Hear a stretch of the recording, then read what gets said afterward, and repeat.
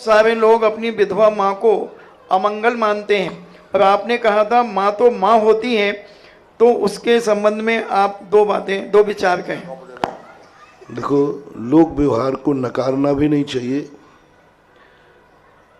जब वहाँ माँ का काम हो तो माँ के रूप में तो कोई बाधा नहीं है, लेकिन जब सार्वजनिक काम किया जा रहा है वहाँ लोग उसको माँ नहीं मान रहे हैं, स्त्री मान रहे हैं। जैसे मान लीजिए आप सार्वजनिक कार्यक्रम कर रहे हैं और वहाँ पर वो कोई बेटा कहता है ये तो मेरी माँ है। अरे तेरी माँ है, दुनिया की दृष्टि में तो वो स्त्री है।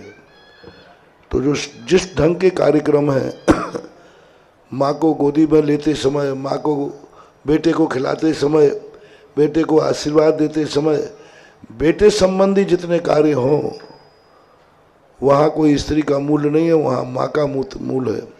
लेकिन जहाँ पर सार्वजनिक कार्य हो, शुभ अशुभ की बात हो, वहाँ पर लोक व्यवहार को स्वीकार करना चाहिए।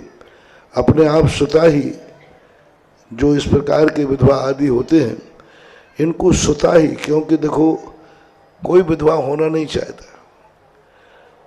यदि तुम विधवा हो गए हो तो विधवाओं को स्वतः ही मांगलिक कार्य में पीछे हो जाना चाहिए। कुछ विधवाएं क्या होती हैं, कोई भी शुभ कार्य होगा समाज का, पटर पटर पकड़ के आगे आती हैं, तो वो अच्छा नहीं कर रही हैं। अभी भी विधवा हुई हैं, आगे के लिए और वो कर्म बांध रही हैं। जो इस प्रकार के कोई अमंगल हो जाए, मैंने कई बार उदाहरण दिया, काना व्यक्ति है, उसको लोक व्यवहार में शुभ कार्यों में आगे नहीं आना चाहिए, लेकिन वो सबसे ज्यादा आगे आके अपनी आंख और दिखाएगा, वह काना हो। तो ये उसके अच्छे नहीं, उसको कर्मबंध हो रहा है। जब मालूम है कि लोक व्यवहार में इस दशा को अशुभ माना गया है तो स्वतः ही अपने आप विधवाओं को अपनी इज्जत के साथ पीछे हो जाना चाहिए कि नहीं, मैंने तो पाप कर्म किया है, वो तो मैं भोग ही रही हूँ, मैं किसी के लिए अमंगल क्यों बनूं।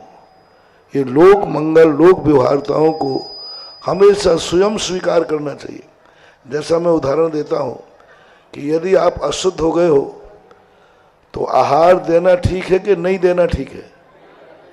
बस ठीक है, अपनी जिंदगी में ऐसा कर्म का उदय आ गया, कोई शुभ कार्य आवे तुरंत पीछे हो जाओ। इससे क्या है, तुम्हें बहुत फायदा है। यानी जो कर्मबंध तुमने अभी किया है, फिर जन्म जन्मांतरों तक ये अशुभ कर्म तुम्हारा कभी नहीं आएगा, क्योंकि तुमने एक्सेप्ट कर लिया कि मेरे साथ अशुभ हुआ है, मैं किसी के लिए अमंगल नहीं बनूंगी, मैं किसी की विघ्न बाधक नहीं बनूंगी। स्वतः ही अपने आप पीछे हो जाना चाहिए।